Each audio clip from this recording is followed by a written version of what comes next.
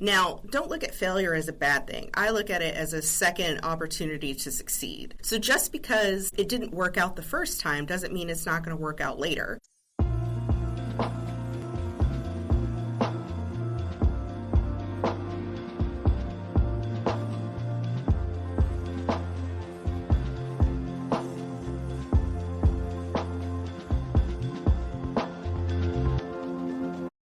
Well, hey, welcome back to the Amanda Kaufman Show. And in this episode, I am so excited, and you're going to find out why, because I have Rochelle Poulton here, who is a fractional COO. But wait, there's more.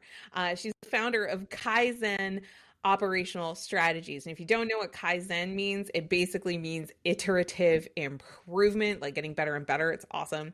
She helps service-based businesses and owners streamline their operations, increase their profitability, and reclaim their time, which of course any great operator would do. But I think what's really, really special about Rochelle is her mission. You know, she's got a background as an attorney with decades of experience in real estate and finance, and she brings this really unique perspective to her work.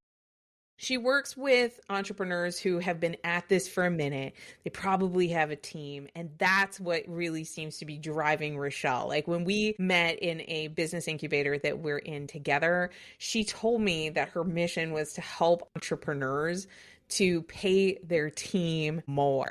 And I'm like, now that's an interesting angle. And so as we do this episode, you're going to find out that she is for sure known for her results-driven approach. She knows that efficiency does actually mean more money. And I love the idea of lifting the world up, not just lining the CEO's pockets, but genuinely making the world better through her work. And so let's get into it. You know, Rochelle, she's a devoted mom. She's a lifelong learner. These are two of my favorite things. And she is an advocate of the Kaizen philosophy for that continuous improvement in both business and life. So like we're on that page. Rochelle, welcome to the show.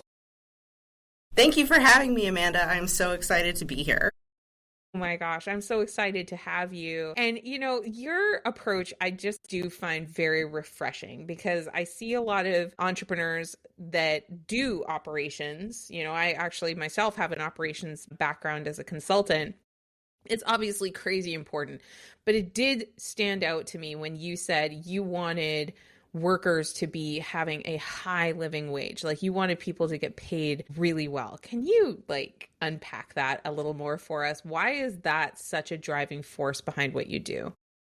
Yeah, so in corporate, right, like the biggest part and the biggest problem that business owners have is looking at the bottom line. Most business owners don't even want to look at it. But there's still people that are in your organization that make your business happen. They literally are the legs that you step on. And so it's hard for your employees to deliver high results consistently and retain good talent and build a good culture if they're stressed about medical bills, if they're stressed about their car breaking down, if they're stressed about affording childcare. And so I have found that a good team doesn't have those kinds of stressors if they're paid well, right? Like money doesn't solve all problems, but it does solve a lot of problems when you can just write a check. So making sure that your employees are starting out at a salary of maybe $40 an hour instead of $20 an hour is a good starting point for that, because in today's economy, $20 an hour is a tough sell.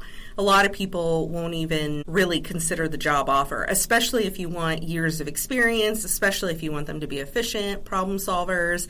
If you want good, solid employees, it's really, really hard to help them achieve the life that they want if they can't afford basic necessities like rent. I remember you like dropping that $40, and the first thing that flew through my mind as a fellow, you know, mama, female entrepreneur was I'm like, dang, I don't think I can get a babysitter these days for less than $23. Like a good one, like one I would want to leave my kids with, you know what I'm saying? So yeah, as soon as you said it, I was like, yeah, obviously this makes a lot of sense, you know, and of course we're talking about domestic United States based employees. It might be a little different if you're an international organization, but even so, like, what do you see as some of the top opportunities that businesses have these days to justify paying so much more? Like you're talking I think it's not an accident you're talking about $20 to $25 because like a lot of entrepreneurs are like, well, I guess I'm going to hire and like I'm going to just squeeze my budget as tight as possible because after all, I never have enough money. What do you see as like kind of those big moves that they need to make to get into more of that $40 an hour mindset?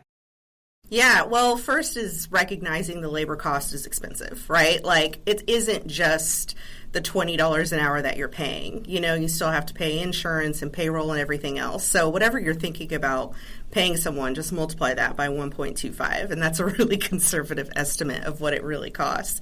So when I'm saying, think about it in terms of instead of $40,000 a year, $80,000 a year, it's like, whoa, whoa, whoa, whoa, whoa. Like, that's a non-starter. Well, is it? Because in this day and age, you have software, you have good workflows, and more importantly, you have AI tools that can supplement the additional staff. And with good onboarding and good systems, you need less team members, which means that you can afford to retain quality team members and reward them. Yeah, there it is. Yeah. Making your place an actual great place to work because you're leveraging these technologies and you're not just hiring a body and then saying like, you're a problem now. Exactly. A lot of companies will make the mistake of not having any systems at all. And we know this from our operator backgrounds, right? Like they hire you, you come in, they say you built the system, but the person doesn't know anything about your business, about your company, about why we do things the way we do. So it's like, why do these systems not get built? And it's because the owner doesn't have time, the employee doesn't have time. But when you have someone come in and build the system for you, and then it's just plug and play, and you're supplementing with important tools like AI to supplement your staff, not replace them, supplement them to improve their workflow, to improve their job quality, so they're not entering data 15 times in 3 different systems. You know, like, let's get rid of that, bottleneck. Let's get rid of the duplicative and triplicative processes. You know, it makes it a lot easier for people to want to stay and want to work if they find the value of the work that they're doing is actually meaningful. And so instead of just, expecting them to move their mouse clicker, so many times per minute when they work from home, it's like, no. We just really need you to do this. And I'm a big fan too of like, if you're efficient, why do you need to work 40 hours a week? If you can do the same job in 25 to 30, pay them full time. Like, you're paying them for the quality of the work they're doing, not to keep loading up their plate until they break. Absolutely. Absolutely. And like, we're touching on so many things, the culture of the organization, the systems, even just like what kind of role are you hiring for? Are you paying for these swivel economics where somebody is just like swiveling between these systems, like you said, or are you paying for somebody to think, and to be able to really engage the work that needs to be done in a high quality and powerful way? I love it. Now, Rochelle, you have a really interesting background. And when I got to know you even better as we were preparing for this episode, I noticed that you have a very a unique perspective, I would say, when it comes to the whole financial thing, because you were an attorney and you specialized in helping people not just to grow wealth, but to handle debt and things like that as well. Like, would you say that that's informing your perspective now, all that experience that you had as an attorney? Yeah, so being a lawyer, you have to be able to maintain a perspective from very different points of view. So you can see the truth from every angle. That's part of the job. So for me, when I'm working with employers, it's a lot different because I understand what it's like to be the admin. I've been there, I've climbed the ladder, did the top thing, right? Now I've run businesses, owned businesses, invest in businesses. I do all the things, but I still remember what it was like being an employee working for somebody else and some of the struggles that I faced there. And then as an attorney, I really dealt with consumers' rights law. So I dealt with people in the worst financial times of their life. People who, were going through bankruptcy, people who needed to get out of debt, people who needed to, restructure their lives so they could have better credit and buy a house and build a future.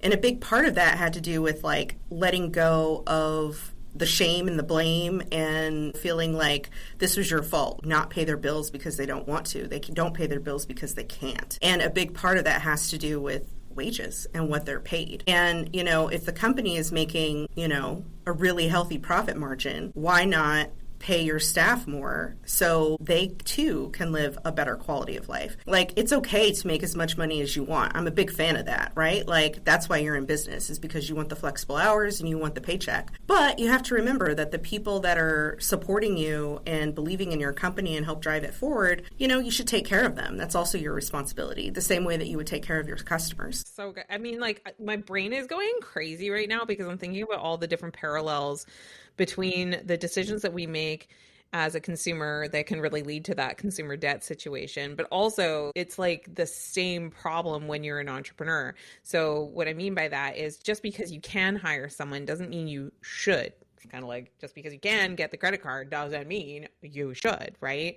And so I'm actually really curious about your philosophy when it comes to businesses that are maybe at that inflection point. So I work with a lot of businesses that they've really achieved the ceiling of what they can do on their own, as an expert or as a generally an expert and a service provider. And now they're entertaining team and they're starting to like move into hiring, and they're kind of at that inflection point. I have not met a business owner in that inflection point that doesn't want to do it right. And of course, it almost feels like a rite of passage. And I'd love your perspective on this, that it won't go right. It will be a dumpster fire and it's not going to be awesome. What would you say? What would you say to that person in the earlier years of hiring that they do want to do it right? What are some of the things that they could take care of up front that could maybe reduce some of the pain of those early days of having employees and team members? Yeah, I think it's a repeatable pattern for all small business, right? Like, it's a chicken or the egg issue. I need help, but I can't afford to hire the help. And the big problem with that is like, well, why not? Let's take a look at your service menu. Let's take a look at your pricing. Let's take a look at your numbers and figure out what exactly we did here. Because if you can't afford to scale, then you can't afford really to grow. And so putting that foundation in place first, right? Like, what are the systems that you need, software that you need? How can we help free up some of your time so you can focus as the business owner on the things that are revenue generating activity, right? And then how can we delegate certain administrative tasks to somebody else? Or are you the technician too and you're also delivering the services?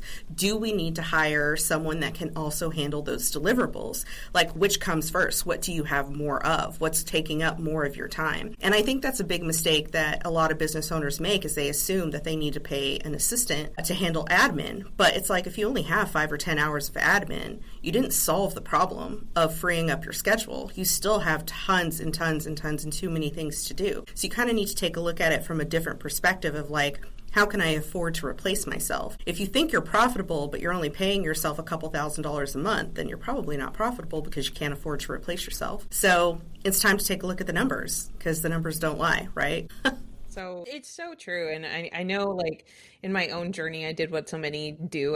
I'm like, I'm a coach. And my first identity was I'm a coach. So I was that technician who was delivering on the coaching. And one of the biggest mistakes I made very early on, I make mistakes all day, right? Like, every time. Kaizen. So I'm like, yep, that we could have prepared for that better. We could have done that better. Like, there's always opportunities for sure. But one of the early ones that really surprised me was when I became successful, as a coach, because I ended up with having a client load that was so heavy that I had no time for the marketing and the visibility to do the acquisition. And I later realized that when you build a coaching business, you think the business is coaching.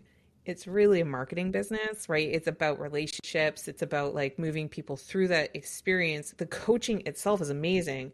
But I did have to learn some really hard lessons about right sizing and right balancing where I was putting my time to then give myself enough leverage to be able to go to that next level and that next level and that next level.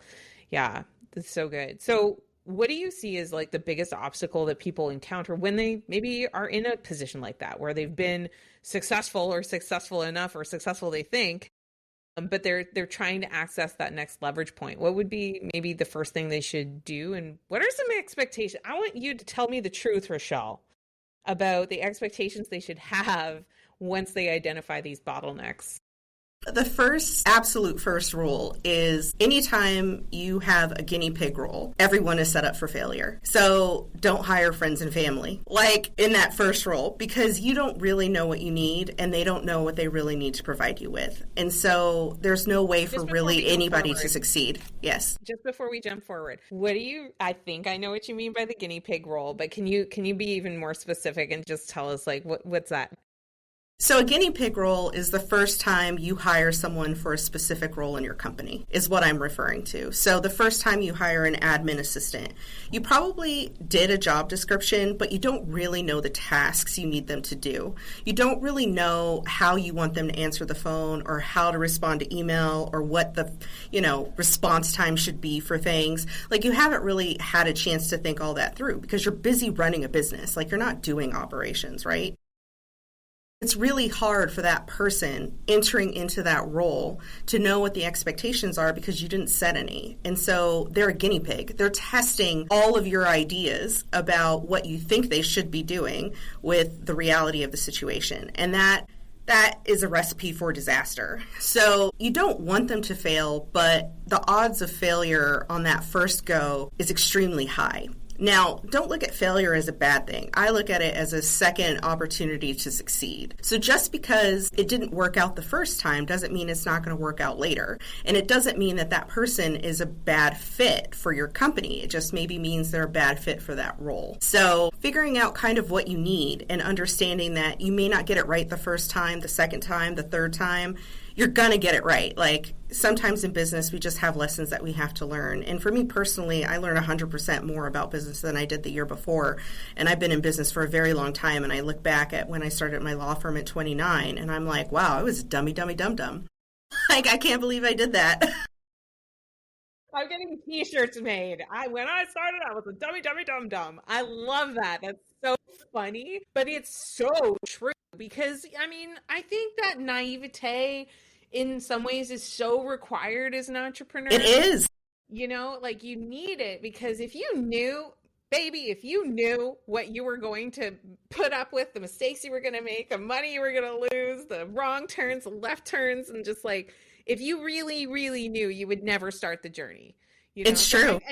I think it is so important. And in a lot of my coaching, I'm actually bringing people back to that playful state and, bringing them back to like, hey, let's get back to vision. Because, sometimes we really hard code how hard things can be that it's like, that's not real though.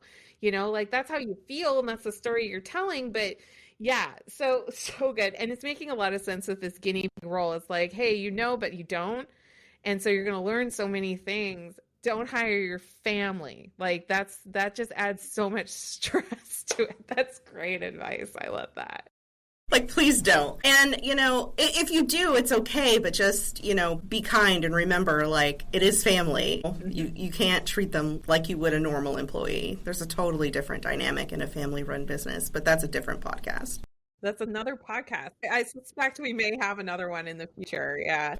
Because you're fun. So good. And by the way, dear listener, I definitely hired my sister and she worked with us for a long time. And I got the pleasure of getting to fire my sister. It is, that's a whole different level of suck. And she's probably, she might hear this and, we said at the very beginning, we said sisters first, but it was so difficult to make that call. Like we both knew that was the call that we needed to make. And we actually just had a conversation about a week ago. Like I had to let her go maybe a year and a half or so ago. We had a conversation just last week and we were just like all patting ourselves on the back about how we've been so great about this whole transition. But my gosh, like if you don't want to sign up for the possibility that it might not turn out, I have to just really echo with you. And I don't regret hiring her at all or working with her, but I do regret having to fire her. And like, that was not, it was already a really hard situation. And it just was so hard all around, So yeah, I love that. Had to tell that story. So coming back to you, Rochelle, in terms of like people engaging an ops person, you said earlier, you were like, well, of course you didn't think of that because you're not an ops person. And because I am kind of an ops person, I don't do it as a COO person, but I do tend to think in system and I do tend to think in very operational sort of ways, which causes problems for me in other ways in my business, I will admit.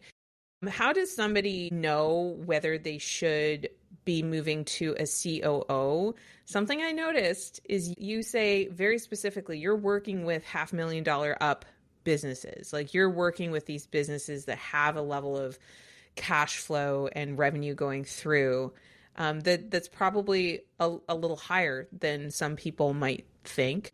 So talk to me about that. When is it right to hire a COO versus other kinds of things? Like when is somebody ready for that? Yeah, so when you're actually ready to make more money and you find yourself at that point where there is not enough time in the day. You can only spend so much time responding to emails. You're stressed out about the phone calls. You don't know what your next move is. That is a great time to consult with someone in ops, because our job is to look at what is your day-to-day? What is your workflow? What is your client journey? How does this all tie in together? And how can we give you your time back? Because that's something that you have a finite amount of. Like, that's the thing that matters the most, is like you being able to spend time with your family, you being able to support your family, because most entrepreneurs are in that role and they're the go-to person in their family when something happens. Like, they're the ones cutting the checks. And so you need to be able to financially support yourself, your family, everybody that comes to you, because that's usually the role you're in. So making sure that you've got systems in place to take care of yourself and your mental health and have your business run when you're not there is when you want to talk to someone like me. And so I, as a fractional COO, I need something to manage. So if you don't have a team, there's nothing for me to manage. Yeah, but if you're ready to hire a team, I can help you with that. Like, I do strategy, but I also handle a lot of implementation, because I've been there. I've done it 1,000 times. Like, I totally get why business owners run out of time in the day. It's because you don't want to set up your campaign workflow to follow up with leads when you miss a phone call, right? Like, who has time for that? So you think you need it, you need it, you have the never-ending list of things that you wish you could do. Well, someone like me comes in and I prioritize it for you. And I tell you, first, we need to make money. We need to save you time. We need to work on revenue. We need to work on operations. We need to work on systems and, kind of get you to that next level. And the results are pretty quick, right? Because I've been there and done that a few times.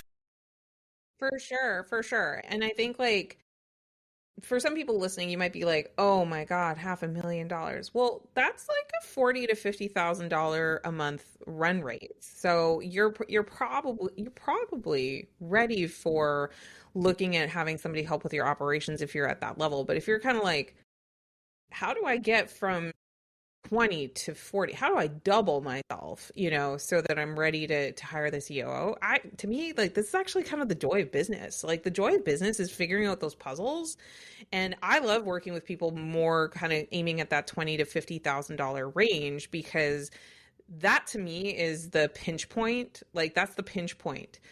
Because you aren't making enough money to hire someone that can start to meaningfully take your work flows and redesign your workflows and help you to build new team, but you're successful enough that you have a lot of responsibility. So I would say that, getting out of that, 15 to 20,000 to 50,000 desert is really important, because that's where you're going to be able to start to meaningfully change your time dynamics and everything.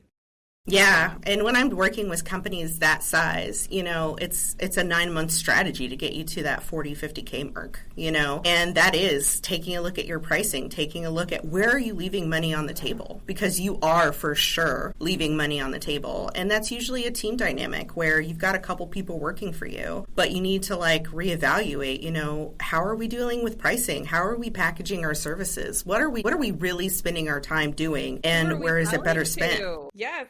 Who are we talking to? That's who's your target market? Amen. Like, basics, because the thing is, you can hustle your way to 20K months. Yes. But the problem is that you'll very likely, if you've just hustled and you don't have a structured approach to it, it becomes unscalable, because you've got a client like this and a client like that and a client like this and a client like that. So you don't get the scalable customer journey that you can throw a lot of momentum and energy towards. So, oh my God, Rochelle, I could talk to you all dang day. But in the meantime, what's the best way for people to catch up with you and see what's coming up next? Yeah, so the best way is to check out my website is kaizenaz.com. So that's, Kaizen is a philosophy that I have, continuous improvement, right? If you can improve 1% every day, like in whatever field, you're going to be a better person. Amen. Yep.